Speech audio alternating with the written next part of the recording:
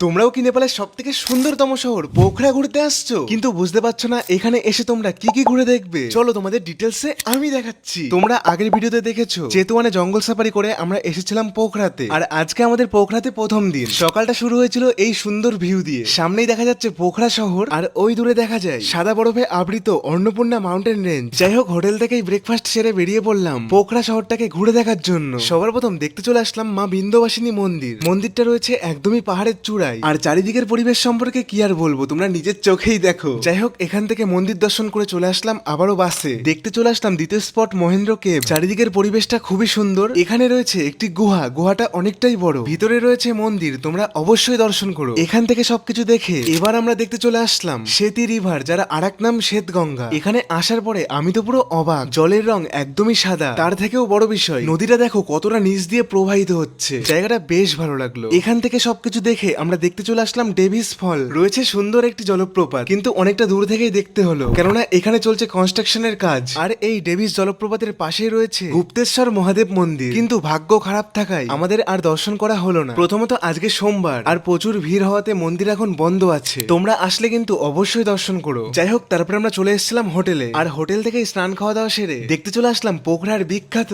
Phewa lake. কিন্তু এখানে আসতেই শুরু হয়ে গেল মুষলধারায় বৃষ্টি। কোন রকম ভিজতে ভিজতে চলে আসলাম আবারও হোটেলে। আর এভাবেই শেষ হলো নেপাল সিরিজের তৃতীয় দিন। আজকের মতো এইটুকুই, দেখা করছি আবার কাল।